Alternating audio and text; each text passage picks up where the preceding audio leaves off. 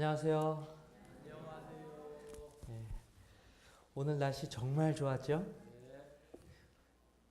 저만 알고 있었나요? 다 집안에만 계셨나요? 네. 오늘 정말 좀처럼 보기 힘들 정도로 높고 파란 하늘, 그리고 지금 거리를 이렇게 좀 걸어 보시면 얼마나 단풍이 또 낙엽이, 그런 말을 누가 하였던 것이 기억납니다. 하나님은 쓰레기도 저렇게 예쁘게 버리신다고. 그렇죠? 하나님이 하시는 일은 모든 것이 더 아름답고 우리들의 마음을 기쁘게 만드는 것 같습니다. 인간이 만든, 또 인간이 저지르는 그런 죄악들로 인하여 마음이 무겁고 혹 고통스러우셨다라면 오늘처럼 이렇게 정말 푸르고 맑은 하늘과 또 이 아름다운 천연계 속에서 정말 하나님을 다시 만남으로 소망과 치유를 얻게 되시기를 간절히 바랍니다.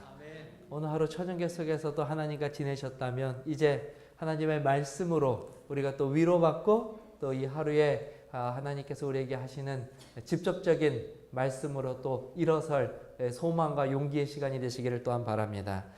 자, 오늘은 우리가 지난 시간에 나눈 것 다음으로 이제 하박국서를 본격적으로 우리가 좀 살펴보도록 하겠습니다. 자, 제가 지난 시간에 좀 말씀을 드렸는데요. 하박국서는 하나님께 질문하고 또 하나님께서 그 질문에 답하는 문답 형식으로 이루어져 있는 선지서입니다. 총 몇 번을 하박국이 하나님께 질문을 드리냐면 몇 번 드리죠? 3번.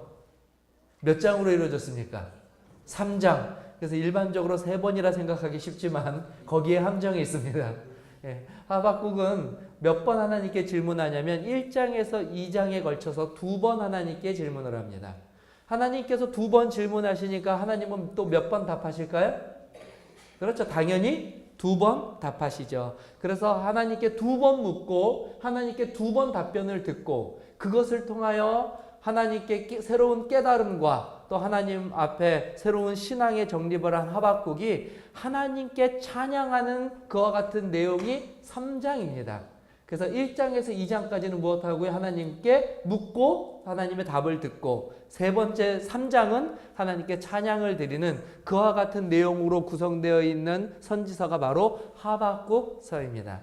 오늘은 하박국이 하나님께 질문하였던 그 첫 질문이 무엇인지를 살펴보고 우리가 얻을 영적 유익이 무엇인지를 또한 얻도록 하는 시간을 갖도록 하겠습니다. 자, 오늘의 첫 번째 질문은 이것입니다. 오늘 몇 번 반복될 텐데요. 한번 따라해 보시기 바랍니다. 공의의 하나님께서 어찌하여 죄악이 판을 치는 세상을 징계하지 않으십니까? 다시 한번 제가 읽어드릴게요. 공의의 하나님께서 어찌하여 죄악이 판을 치는 세상을 하나님께서 심판하지 않으십니까? 라고 하는 질문을 하박국이 드리면서 하박국서가 시작하고 있습니다. 하루는 제가 이 카페에 누군가를 만날 약속이 있어서 그곳에 갔습니다. 그래서 이제 서로 대화를 하고 있는데 너무 거슬리는 상황이 앞에서 펼쳐졌어요. 그것은 무엇이냐면 꼬마 아이 둘이 그 카페에 놀고 있는데, 이게 보통 이렇게 과격하게 노는 게 아니라 막 테이블 위에도 올라가고 막 의자도 쓰러뜨리고, 아주 정말 그 카페에 있는 사람들이 모두 신경을 안 쓸래야 안 쓸 수 없을 정도로 아주 신나고 재밌게 놀고 있더라고요. 그래서 저도 이렇게 대화를 하다가 거기에 이 신경이 안 쓰일 수가 없어서 저도 모르게 그 아이들에게 관심이 갔습니다. 그런데 그 아이들을 도대체 누가 같이 왔나 보니까 저쪽에 일단의 어머니들이 이 테이블에 모여가지고 서로 이 소위 말해서 수다를 이렇게 떨고 있더라고요. 그래서 거기서 이렇게 모여 있는데 아마 그 어머니들 중에 아마 자녀일 것 같아요. 그래서 이제 카페에서 그런 일들이 계속 반복되고, 제가 아까 말씀대로 심지어 의자가 넘어가는 사건이 벌어졌어요. 그러니까 이제 그쪽에 있는 그 엄마도 정신이 팔렸다가 정신이 번쩍 드나 봐요. 그래서 불렀습니다. 그 아이들을. 야! 너희들 얌전히 있지 못해? 뭐 늘상 있는 일이죠. 이리 와! 안 오면 혼나! 그랬어요. 그래서 정말 거짓말 같은 일이 벌어졌어요. 그 아이들이 참 착한 아이들인 것 같아요. 그 중에 한 아이가 그 엄마의 이 호통을 야단을 딱 듣고 말이죠. 정말 거짓말처럼 언제 그랬냐는 듯이 정숙한 자세로 엄마 옆으로 걸어가서 정말 조용히 얌전히 다 갖는 거예요. 참 아이가 착하다 생각을 했어요. 근데 문제는 다른 곳에서 벌어졌습니다. 그 아이, 조금 더 작은 그 아이는 엄마 옆에 가서 앉았는데 또 다른 아이, 그 아이보다 조금 큰 아이인데요. 그 아이는 얘라고 소리는 쳤는데 자기의 동생 뻘 되는 아이가 엄마 옆에 앉아 있는데도 불구하고 그 아이는 좀처럼 그 노는 것에 그치지 않는 거예요. 그러나 그 엄마는 그렇게 별로 그게 신경을 안 쓰고 둘째가 옆에 와서 그런지 몰라도 또 이 수다의 세계로 빠져들었어요. 또 이 아이 혼자서 그냥 여기저기 뛰어다니고 테이블 위에서 막 뛰고 테이블이 아니고 소파에서 막 뛰고 막 이러는 거예요. 또 한참 그러고 있는데 문제는 어디서 생겼냐?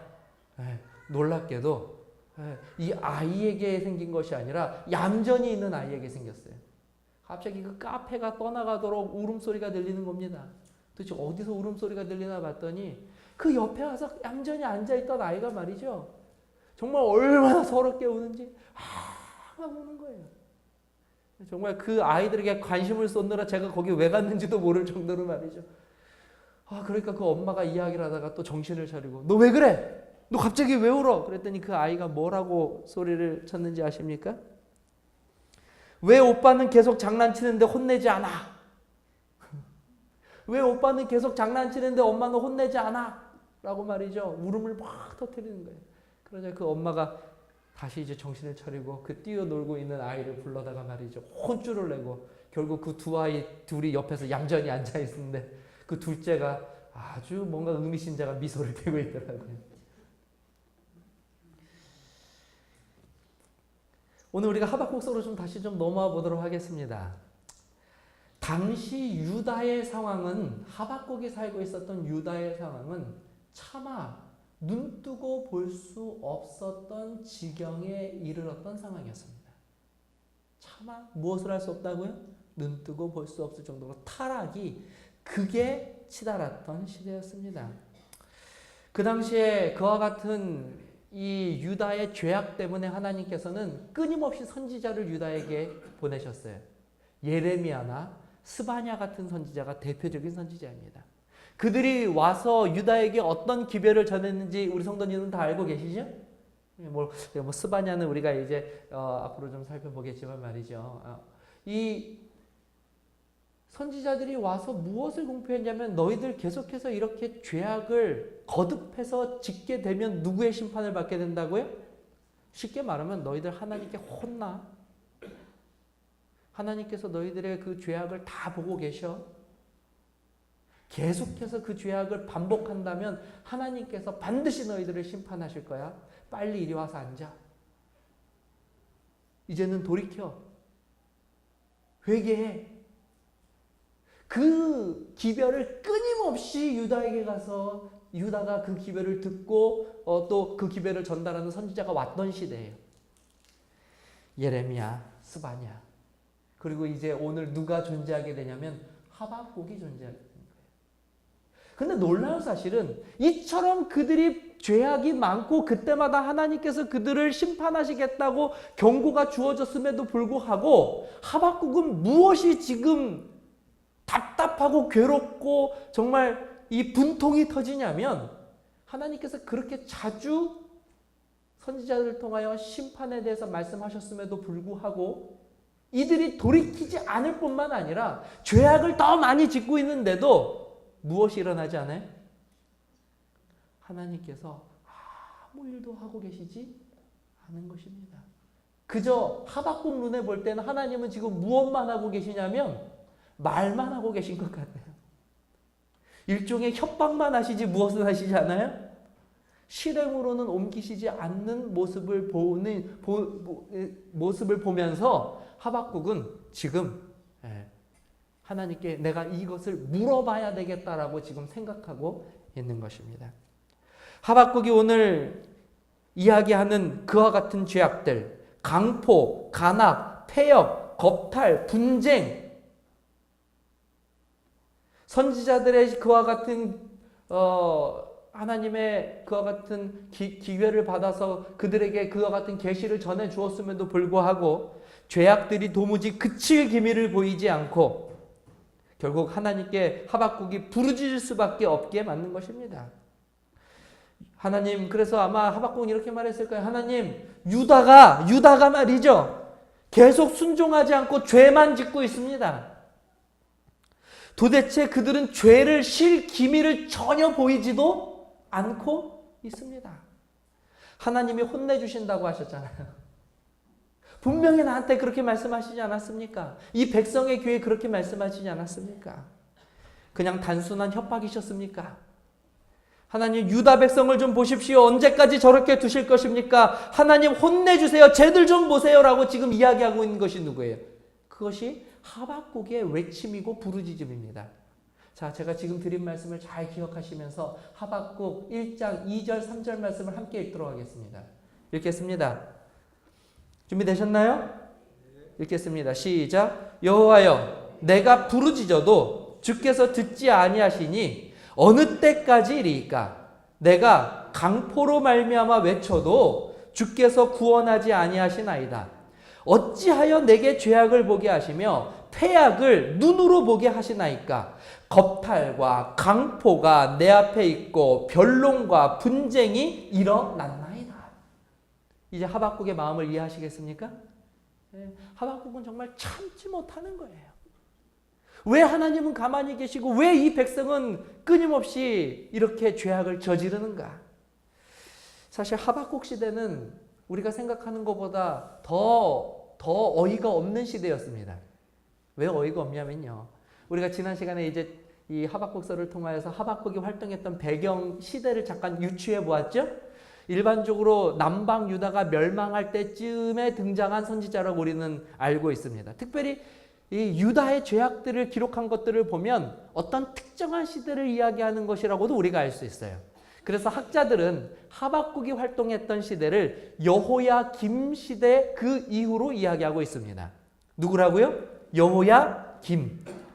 농담으로 우리가 자꾸 무슨 씨라고 그래요? 성경에도 김씨가 있네. 이렇게 하는 여호야김씨요. 이 여호야김, 그 시대는 어떤 시대였냐면요, 우리가 여호야김 시대를 이해하려면 사실 요시야 왕 시대에 대해서 이해하는 것이 훨씬 더 빠릅니다. 요시야 왕은 여호야김의 할아버지였어요.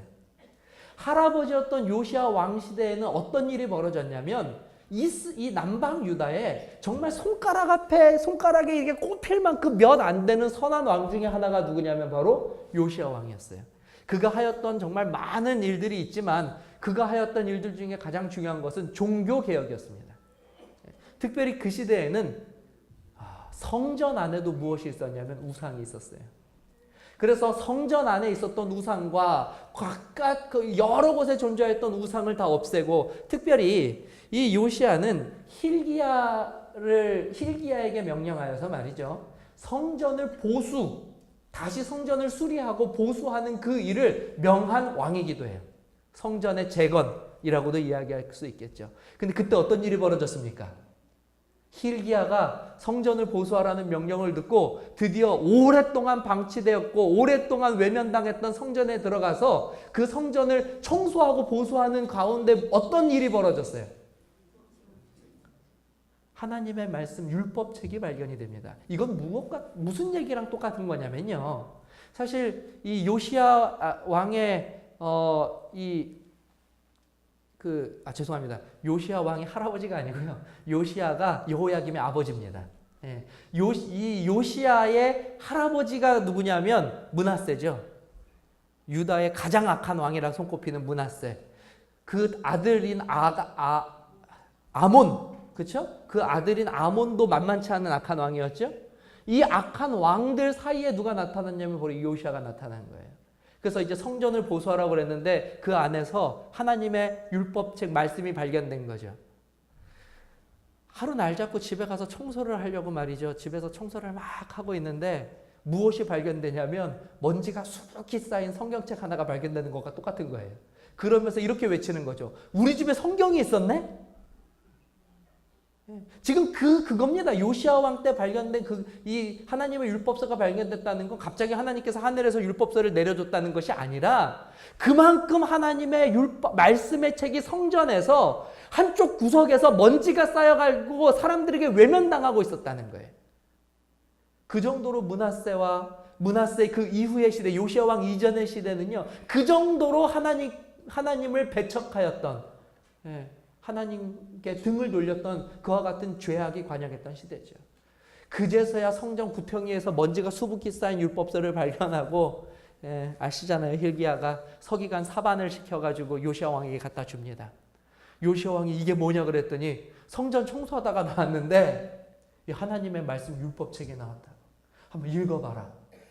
읽었어요. 어떤 일이 벌어졌습니까? 요시야 왕이 얼굴이 창백해졌어요. 하나님의 율법서를 읽으면 읽을수록 그들이 지금까지 그들이 유다 백성이 저질렀던 그 죄악이 얼마나 참혹하고 얼마나 하나님이 미워하시는 그와 같은 일들만 골라서 했는지, 그리고 그것을 통하여 그들에게 오는 그 저주와 심판이 얼마나 무시무시한 건지를 귀로 들으니까 말이죠, 벌벌벌 떨었어요. 그래서 요시야가 그 하나님의 율법책을 발견하고 더욱더 개혁에 박차를 가합니다. 그랬던 왕이 누구냐면 바로 요시야 왕이에요. 근데 그 요시야 왕 다음에 누가 나타나요? 여호야김이 나타나요. 예레미야서를 참고해 주시기 바랍니다. 예레미야가 왜 눈물의 선지자인지 말이죠, 알 수가 있어요. 알 수가 있어요. 여호야김이 그 아버지가 그렇게 수고하고 깨닫고 하였던 그 위대하고 그 아름다운 사역을요, 하루아침에 배직장으로 만들어버립니다. 그는 오히려 패역의 선봉이 되어서요, 예레미야의 표현입니다. 패역의 선봉이 되어서 가난한 자들, 약한 자들을 압제하는 그 일을 제일 앞서서 행하고요, 심지어 예레미야가 하나님으로부터 말씀을 듣고 그 말씀을 기록하여서 백성들에게 성전에서 그 말씀을 읽어줘서 그 백성들이 말이죠, 회개하고 돌아오게 하라고 예레미야가 하나님의 계시를 적어가지고 줬는데, 그 하나님의 말씀이 적힌 두루마리를 그 여호야김이 어떻게 했어요? 여호야김이 하나님의 말씀이 적혀져 있는 그것을 듣고 백성들은 회개하는데 말이죠, 이 여호야김은 그것을 듣고 가지고 있는 칼로 그 하나님의 말씀을 찢어서 불에 태워버리는 그런 악한 짓을 했어요. 요시야 왕은 하나님의 말씀 앞에서 회개하였는데 그의 아들은 하나님의 율법을 칼로 찢어가지고 불에 태웠다고요. 그리고 명령합니다. 선지자를 잡아서 다 죽이라고. 그게 누구예요? 여호야김이에요. 하박국이 분통이 안 터지겠냐고요, 지금. 하박국이. 세상에 거꾸로 돌아가도 이렇게 거꾸로 돌아갈 수가 없는 거예요. 요시야 왕이 한 그 일을 더 해도 지금 그들의 이 회개가 말이죠, 부족해도 한참 부족한 지금 판국에 그의 아들이라는 작자가 나타나가지고 말이죠, 더 큰 악을 행하고 있는 거예요. 그래서 이 하박국은 분통이 떠서 하나님 이게 뭡니까? 지금 율법이 찢어져서 불에 타고 있습니다. 그런데 오늘처럼 하늘이 맑고 쾌척한 거예요. 아무 일도 일어나지 않는 거예요. 하나님의 선지자들은 여전히 핍박받고 있는 것입니다. 그 악한 세력이. 혹자들은 하박국을 말이죠, 피도 눈물도 없는 선지자라고 생각해요. 아니 어떻게 선지자가 하나님의 백성들을 향하여서 은혜와 자비를 베풀어도 지금 용서해달라고 대신 중보해도 모자란 판국에 어떻게 하박국은 1장 2절부터 하나님 심판해 주세요라고 저렇게 아주 그냥 지극히 인간적인 말을 할 수 있는가? 하박국은 굉장히 매정한 선지자라고 생각하기 쉬운데 그런 게 아닙니다. 하박국이 매정한 것이 아니라 그 시대의 그 백성들, 그 하나님의 백성들, 유다 백성들이 말이죠, 그들이 이상한 거예요. 그들이 말도 안 되는 짓을 하고 있는 것입니다. 놀라운 사실은 북방 이스라엘은 이미 하나님의 심판으로 인해 무엇 됐어요? 멸망한 직후예요. 그들은 멸망했어요. 하나님의 진노가 얼마나 무서운 것인지를 알고 보고 이미 그들이 체험하고 있는 자들이 유다예요. 그런데도 무엇을 하고 있어요? 그런데도 죄를 짓고 있어요. 차마 눈뜨고 못할 짓들을 하고 있다는 것이죠. 그래서 하나님은 하나님께 부르짖은 것입니다. 공의의 하나님, 어찌하여 죄악이 이렇게 세상에 판을 치고 있는데 징계하지 않으십니까?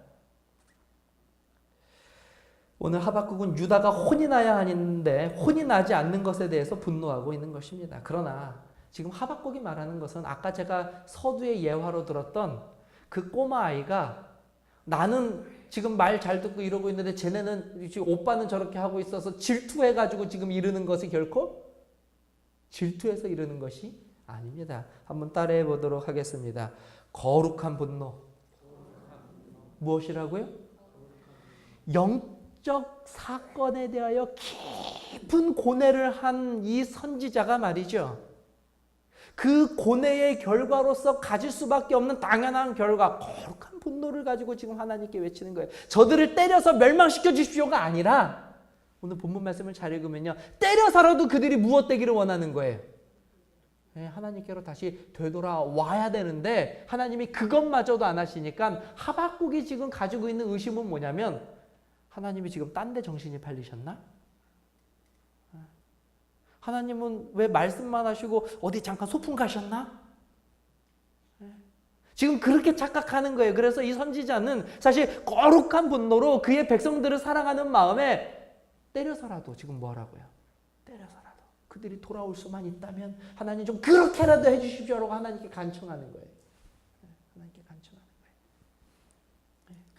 고뇌의 외침이고 거룩한 분노의 이 결정체가 바로 하박국의 모습인 것입니다.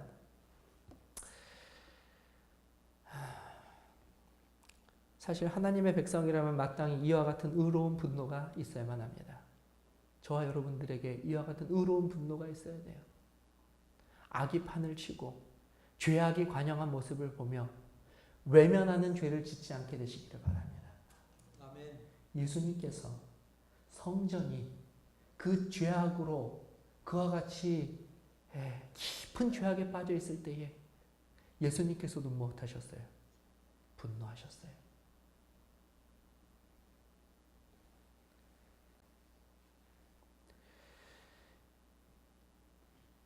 안타까운 것은 오늘날 그리스도인들이 엉뚱한 곳에서는 화를 참 잘 내는데 정말 화를 내야 할 때는 너무나 온순하다는 것입니다. 형제가 불구덩이 속으로 휘발유를 몸에 뿌리고 들어가는데도 아무도 안 된다라고 소리 지르지 않아요. 그냥 멀뚱히 지켜보는 것입니다.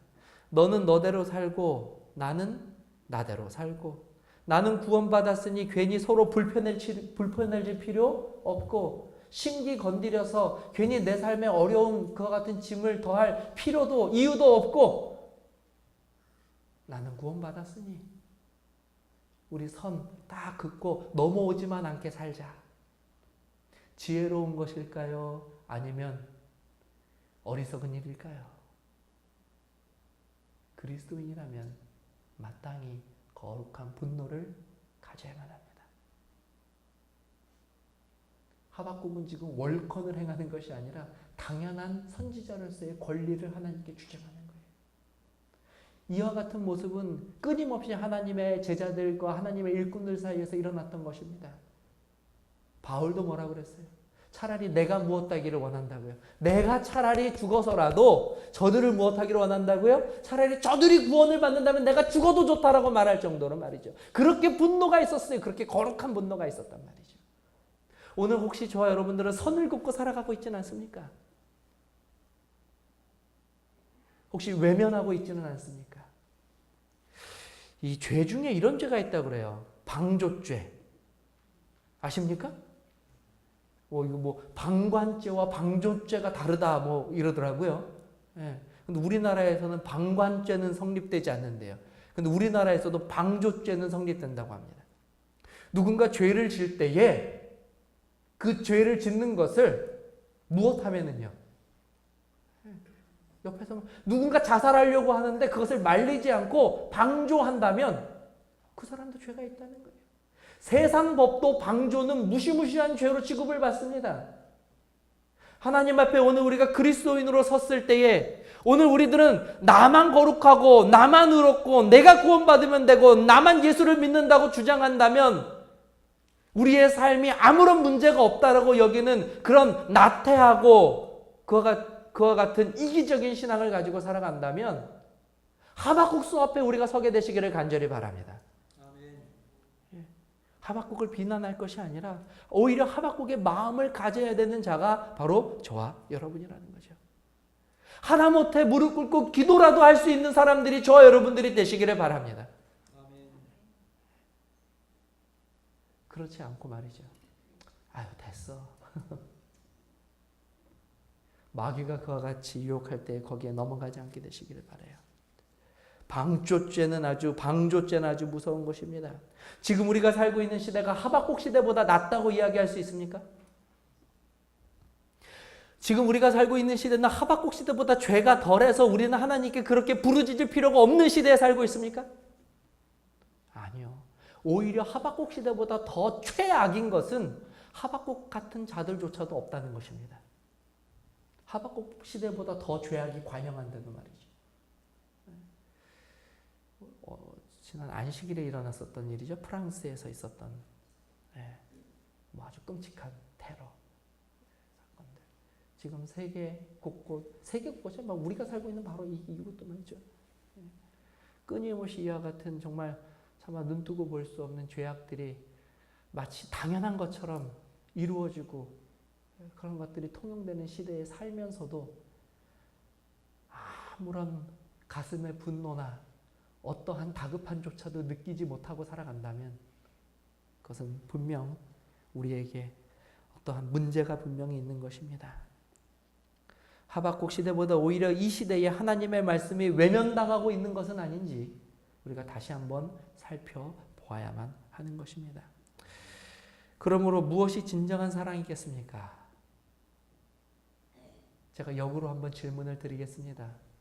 오늘 우리는 이 시대에 어떠한 자로 살아가야 되겠습니까? 그저 그렇게 내비두는 것이 사랑인지 지혜인지,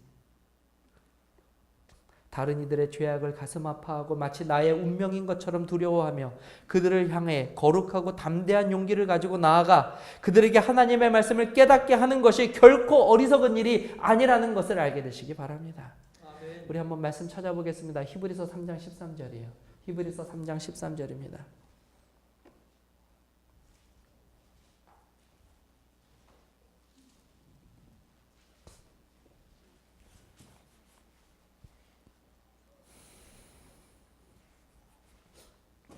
읽겠습니다. 시작.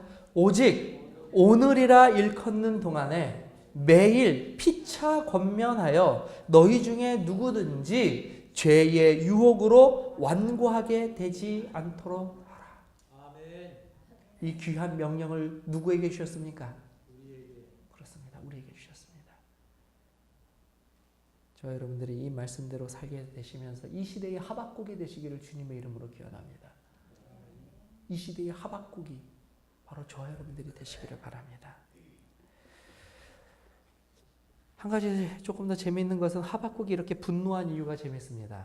하박국이 우리가 살펴본 것처럼 하박국은 그래서 뭐라고 말하냐면 이런 영적 방조제를 지금 누구는 짓지 않고 있어요. 하박국은 짓지 않아요. 그는 같이 아파하고 같이 분노합니다. 그런데 인간인 나도 지금 이렇게 분노하는데 하나님 뭐 하세요? 이게 이제 하박국의 이 질문의 이 요점입니다. 다시 말하면 지금 하나님을 고발하고 있는 거예요. 하나님 도대체 나도 이렇게 분노하며 발을 동동 구르고 있는데 왜 하나님은 침묵하십니까? 하나님이 그렇게 침묵하시니까 저 죄인들이 더 기세가 등등해가지고 저렇게도 하나님 앞에 저렇게 지금 더 죄악을 짓는 것, 쌓고 있는 것이 아닙니까? 지금이라도 한 대만 때려주면 장담컨대 그들은 그들의 죄에서 돌이킬 겁니다. 우리 그럴 때 많이 있잖아요. 그렇죠? 하나님, 저 사람이 왜 저렇게 잘못된 길을 걸어가는지 모릅니다. 아버지, 하실 수만 있으면 번개 한 번만 내려쳐 주십시오. 그러면 그 사람이 정말 깜짝 놀라서 그 길에서 돌이킬 겁니다. 그런데 왜 오늘도 하늘은 저렇게 맑고 깨끗하고 말이죠? 왜 이 세상에 죄악은 이렇게 넘쳐나는데 왜 이러십니까? 어디 가셨습니까? 그 질문에 대해서 하나님께서 어떻게 답하십니까? 하박국은 말이죠. 하나님 탓을 돌립니다. 1장 4절이에요. 한번 읽어볼게요. 1장 4절. 읽겠습니다. 1장 4절입니다. 읽겠습니다. 시작. 이러므로 율법이 해이하고 정의가 전혀 시행되지 못하오니 이는 악인이 의인을 에워쌌으므로 정의가 굳게 행하여 심리라. 뭐 함으로요? 이러므로. 여기서 말하는 이러므로는 뭐냐면 하나님께서 가만히 계심으로 율법도 뭐 해졌다고요? 해이해졌고, 여기서 해이해지다는 건 무슨 뜻이냐면 얼어붙었다 뜻이에요. 꽁꽁 얼어붙었다. 그래서 율법을 더 이상 사람들이 찾지 않고, 그거 다 누구 탓이라고요? 하나님 탓입니다. 하나님 뭐 하십니까? 그 뜻이에요. 만약에 하나님이시라면 우리 성도님들은 이 하박국에게 무엇이라고 답하실 수 있겠습니까? 여러분, 저와 여러분들이 알고 있는 하나님은 정말 어떤 하나님이십니까? 정말 하박국이 이 시대에 태어나서 지금 장로님 집사님들 옆에 슬쩍 앉아가지고 동일하게 이렇게 불평한다면 하나님에 대해서 어떻게 대신 하나님의 뜻을 전달해 주시겠어요? 아이고, 하집사 그거 아니야. 네? 그거 아니야. 네. 그 다음에 뭐라고 대답하시겠어요? 그것에 대해서 답변해 주시는 것이 바로 하박국의 첫 번째 질문과 답변입니다. 하나님께서는 말씀하십니다. 마치 우리들의 눈에 보기에는 하나님께서는 마치 이 수다에 정신 팔린 엄마들처럼 말이죠. 네, 이건 안죽에도 없는 것처럼 그렇게 보이지만 사실은 하나님께서는 침묵하시지도 방관하시지도 않는 것이 하나님께서 하박국에게 주신 답변입니다. 무엇도 하지 않았다고요? 하나님은 방관하지도 않으시고 침묵하시지도 않으셨습니다. 오히려 하나님께서는 그들의 죄악을 방관하신 것이 아니라 불꽃 같은 눈으로 헤아려 보고 계셨습니다. 이것이 하박국에게 주어진 하나님의 답변이었어요. 하나님께서는 결코 그들의 죄악을 간과하실 마음도 없으시다는 것이 하나님께서 하박국에게 주신 답변입니다. 그런데 왜 하나님께서는 분명히 간과하시지도 않고 불꽃 같은 눈으로 그들의 죄악을 하나도 놓치지 않고 다 헤아려 보고 계심에도 불구하고 왜 지금 하나님께서는 가만히 계시는가? 왜 계실까요? 왜 예수님께서는 어제 당장 오셔도 아무런 문제가 없는데 오늘까지도 참으실까요? 베드로서 3장 9절에서 10절 주의 약속은 어떤 이들이 더디다고 생각하는 것 같이 더딘 것이 아니라 오직 주께서 너희에 대하여 오래 참으사 아무도 멸망하지 아니하고 다 회개에 이르기를 원하시느니라. 그러나 주의 날이 도둑같이 오리니 그날에는 하늘이 큰 소리로 떠나가고 물질이 뜨거운 불에 풀어지고 땅과 그 중에 있는 모든 일이 드러나리로다. 아멘. 오늘 하나님께서는 모르시는 것이 아니라 잊으시는 것이 아니라 다른 것에 관심을 가지신 것이 아니라 오래 참으사 아무도 멸망하지 아니하고 다 회개에 이르러 구원받기를 원하시는 그 한 마음으로 오히려 하박국보다도 더 쓰라린 속과 마음을 부여잡고 지금 무엇하고 계시는 거예요? 참고 계시는 것입니다. 요나와 하박국 공통점이 있어요. 그것은 무엇이냐면 요나와 하박국은요, 죄인들이 심판받는 것에 대해 하나님께 지금 요청하고 있는 것이라면 하나님은요, 어떻게든 죄인이 한 사람이라도 회개하고 돌아와서 그 심판을 거두어 드리는데 목적이 있는 것이 바로 하나님의 모습입니다. 그러므로 나를 죄악에 머물게 하는 어리석은 생각에서 속히 벗어나게 되시기를 바랍니다. 적당히 죄를 짓고 사는 그런 위선적인 삶을 지혜롭다고 여기는 마귀의 속삭임에서 지금 나오게 되시기를 바랍니다. 하나님은 다 보고 계십니다. 다 알고 계십니다. 사람은 속일 수 있을지 모르고 오늘 내 자신은 속일 수 있을지 몰라도 마치 그것은 내 기억 속에서 잊혀진 것처럼 보일지 몰라도 하나님은 오래 참고 계십니다. 하나님은 다 알고 계십니다. 우리의 그 악한 계획들, 악한 선택들을 하나님께서는 결코 지나치지 않으셨습니다. 오늘 아무 일도 일어나지 않는다고 해서 그것들이 지나간 것이 결코 아닙니다. 돌이키시게 되시기를 바랍니다. 오늘 회개하게 되시기를 바랍니다. 지금이라도 진실하고 참된 그리스도인으로 우리들의 삶을 하나님 앞에 나타내 보여주시는 지혜로운 하나님의 자녀들이 다 되시기를 주님의 이름으로 간절히 기원합니다. 마지막으로 오늘 우리가 하박국의 모습 속에서 얻을 수 있는 세 번째 교훈은 이것입니다. 하박국은요, 그래도 위대한 선지자인 것은 분명합니다. 왜냐하면 이토록 분노하고 이토록 화가 나도 결국 이 문제를 누구와 해결하기를 원해요? 하나님과. 저와 여러분들이 의지할 분은 누구밖에 없습니까? 하나님 한 분밖에 없습니다. 아무리 분통이 터지고 아무리 이 문제를 통하여서 인간적으로 답이 없다고 여겨질지라도 그럴 때일수록 더욱 겸손하게 무릎으로 누구에게 가면은요?